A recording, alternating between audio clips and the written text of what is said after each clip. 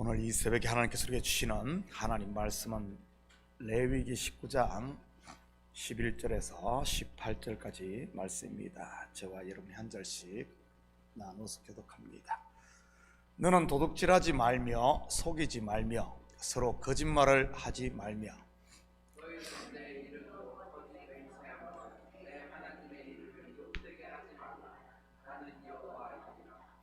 너는 내 이웃을 억압하지 말며 착취하지 말며 품꾼의 삭슬 아침까지 밤새도록 내게 두지 말며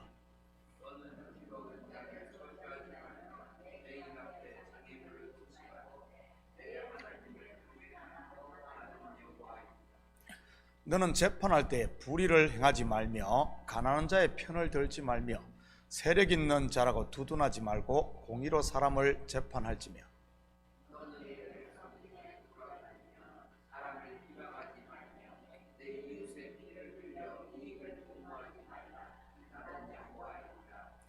너는 내 형제를 마음으로 미워하지 말며 내 이웃을 반드시 견책하라. 그러면 내가 그에 대하여 죄를 담당하지 아니하리라.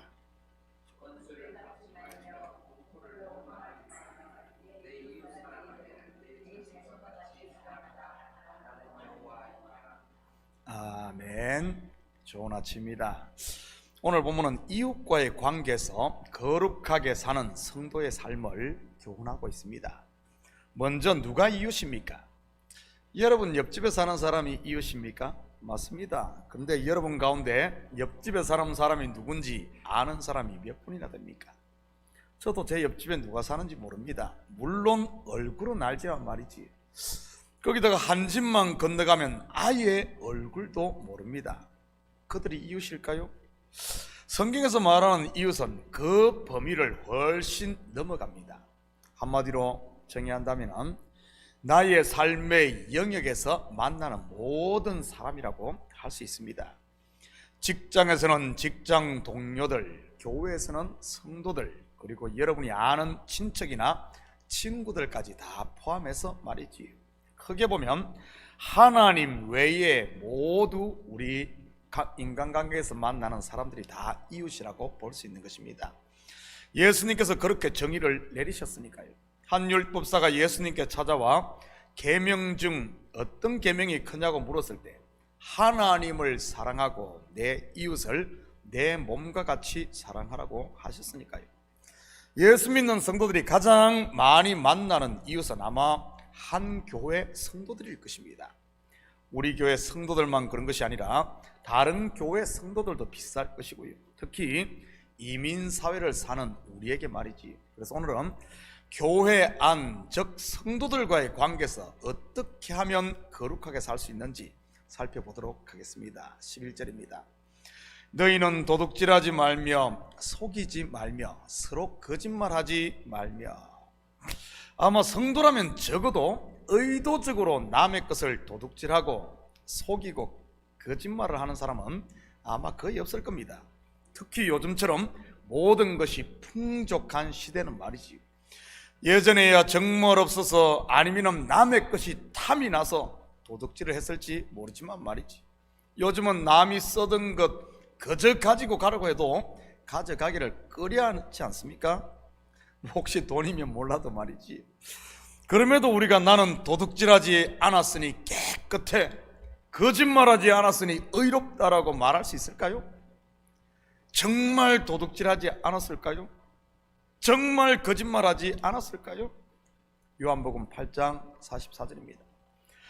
너희는 너희 아비 마귀에서 났으니 너희 아비의 욕심대로 너희도 행하고자 하느니라. 그는 처음부터 살인한 자요 진리가 그 속에 없으므로 진리에 서지 못하고 거짓을 말할 때마다 제 것으로 말하나니 이는 그가 거짓말쟁이요 거짓의 아비가 되었습니다. 예수님께서 이 말씀을 누구에게 하셨습니까? 유대인들입니다.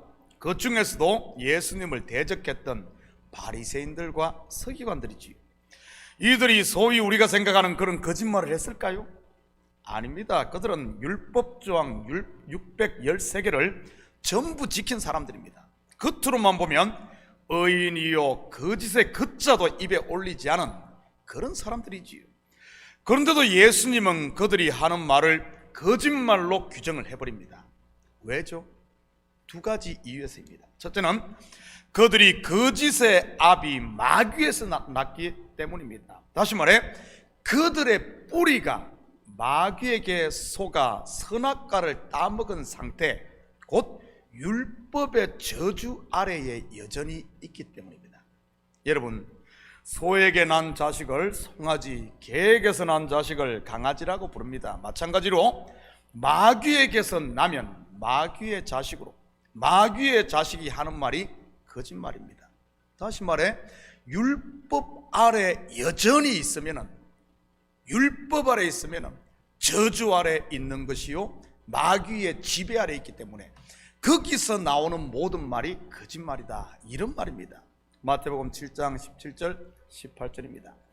이와 같이 좋은 나무마다 아름다운 열매를 맺고 못된 나무가 나쁜 열매를 맺나니 좋은 나무가 나쁜 열매를 맺을 수 없고 못된 나무가 아름다운 열매를 맺을 수 없느니라. 여러분, 무엇이 중요하다는 말입니까? 나무 곧 뿌리, 근본이 중요하다는 말입니다. 그리스도 안에 은혜 아래 있지 않으면, 그러지 못하고 자꾸 남을 정죄하고 판단하는 율법 아래 있으면 그것이 거짓말하는 것이라는 사실입니다. 왜냐하면 그 속에 진리가 없으니 말이지요. 두 번째는 제 것으로 말하기 때문입니다. 여기서 제 것은 영적으로 보면 옛 본성, 곧 육신의 생각을 말하는 것입니다. 다시 말해 위로부터 온 성령의 생각이 아닌 육신의 생각을 쫓아 하는 말이 거짓말이라는 말입니다. 겉으로 아무리 바른 말을 하는 것 같고 달콤하고 또한 감동적이라 할지라도 말이지요, 결국 그 열매는 하나님을 대적하는, 즉 원수를 맺는 것과 분쟁과 시기와 분냄과 그리고 당을 지어 분열시키는 이런 일들이 나타나는 것이지요. 그게 거짓말이란 겁니다. 이러한 육신의 생각을 십자가에 못 박는 자기 부인이 없으면 인생은 누구나 거짓말을 하게 된다는 말입니다. 왜냐하면 그 근본이 아담 곧 흙이요 먼지요 죄인이요 거짓의 아비인 마귀 아래 속해 있기 때문에 말이지. 그것이 하나님의 은혜를 자기 것으로 취해버리는 도둑질인 것이고요. 저는 우리 식구들이 하나님의 은혜 아래 온전히 거하심으로 도둑질과 거짓말에서 자유할 수 있기를 축복합니다. 16절입니다.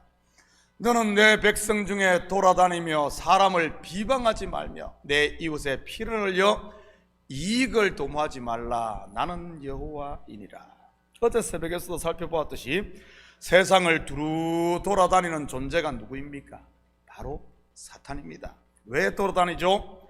우는 사자와 같이 삼킬 자를 찾기 위해서인 것입니다. 여기서 비방으로 번역된 히브리어 라칼은 이 집 저 집을 찾아다니며 다른 사람을 험담하고 중상모략을 일삼는 행위나 또는 사람이라는 뜻입니다. 그래서 비방하는 사람의 특징이 이 집 저 집 돌아다니는 것이고요. 일찍이 사도 바울도 그의 아들처럼 여겼던 후배 목회자인 디모데에게 이런 사람을 경계하라고 했던 것입니다. 디모데전서 5장 13절에서 15절입니다.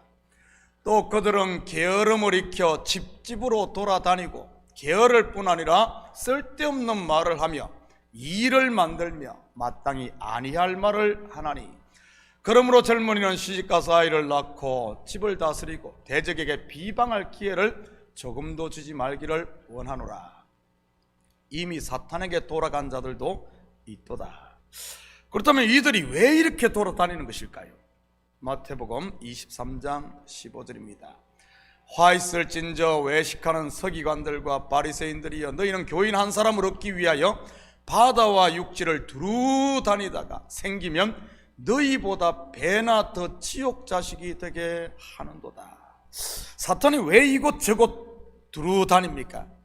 이 바리새인들이 율법 아래 있는 사단의 종노릇하는 이들이 왜 그렇게 다닙니까?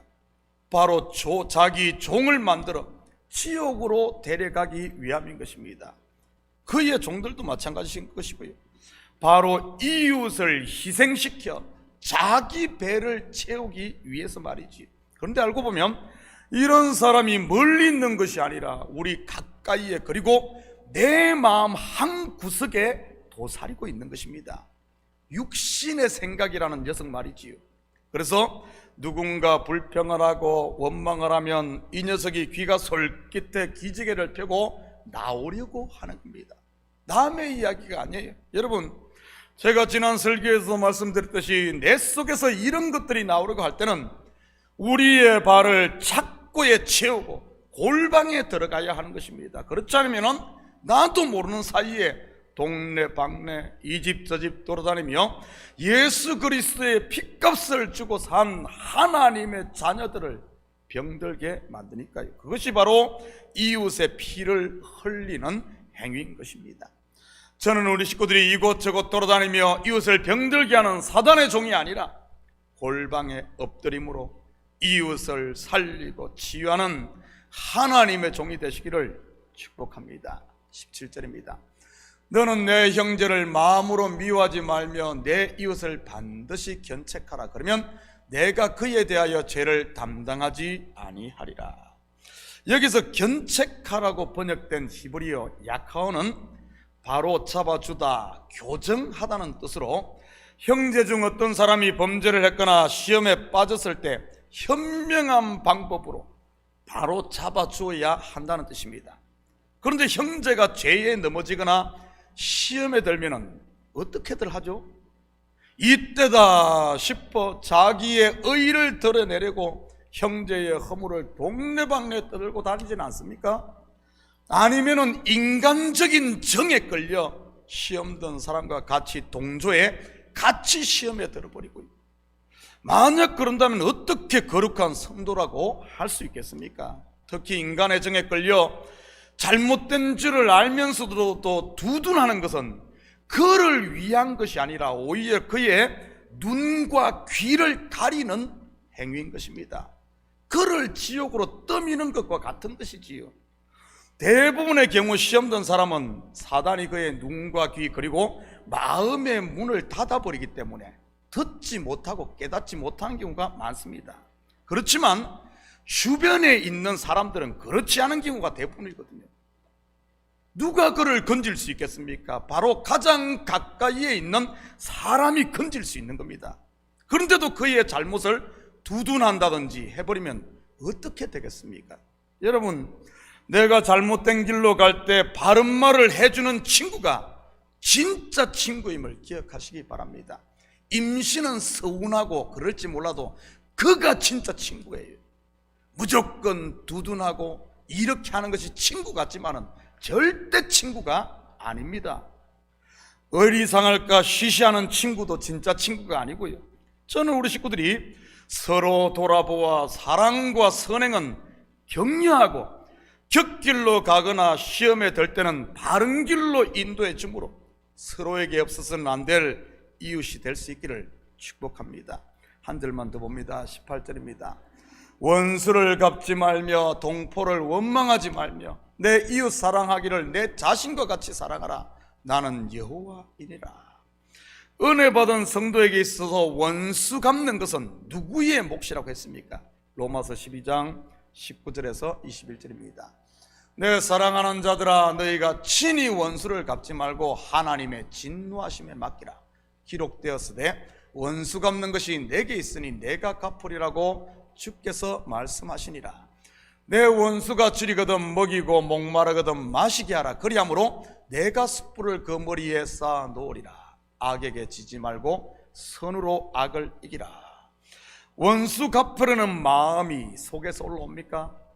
그것을 십자가에 못 박고 내려놓아야 하는 것입니다. 친히 원수 갚으려는 것은 성령이 주는 생각이 아닌 저주 아래에 있는 육신이 주는 생각이요, 또한 하나님의 자리에 오르라고 자꾸 부추기는 달콤한 사단의 거짓말이니까요. 이런 마귀의 유혹을 이기는 것이 바로 선으로 악을 이기는 것이고요. 사랑하는 성도 여러분, 오늘 하루도 거룩한 우리의 몸과 마음을 마귀에게 내주지 마시고 마귀는 대적하고 우리가 성령을 쫓음으로 하나님께서 저와 여러분에게 복으로 주신 이 하나님의 나라 은혜와 평강을 누리고 또 우리가 받은 은혜를 세어보며 감사하며 찬양함으로 우리가 세상 가운데 마귀의 자식이 아닌 하나님의 종, 하나님의 자녀, 하나님의 일꾼으로 드러나는 이런 복된 하루가 되시기를 예수님의 이름으로 축복합니다. 같이 기도하십시다. 사랑의 아버지 하나님, 참으로 감사를 드립니다. 우리를 복되게 하시고 우리에게 아버지 하나님 값없이 영생을 주셨건만 우리 속에 남아있는 아버지 하나님 이런 육신의 생각에 져서 하나님 나라를 지옥으로 만들고 있지는 않은지 우리 자신을 점검하게 하시고 아버지 하나님 믿음의 선한 싸움을 싸움으로 말미암아 아버지 하나님 예수님께서 승리하셨듯이 우리도 승리함으로 주님께서 복으로 주신 하나님 나라를 누리고 오늘도 아버지 하나님 기쁨으로 사는 행복한 하루가 될 수 있도록 우리 주님 축복하여 주시옵소서. 주신 복을 세어보아라 맞습니다. 세도 끝없이 아버지 하나님 많은 이런 복을 받았건만 그 많은 것을 다 아버지 하나님 땅에 파묻어 두고 사단이 주는 거짓말에 속아 아버지 하나님 참으로 울며 이를 갈고 있지는 않은지 우리 삶을 점검케 하시고 이런 것들은 아버지 하나님 다 십자가 앞에 내려놓고 이제는 감사와 찬양과 시와 찬미와 신령한 노래를 부르며 서로를 격려하며 위로하며 살리는 하나님의 일꾼들 다 되게 도와주시옵소서. 감사드리며 예수님의 이름으로 기도드립니다. 아멘.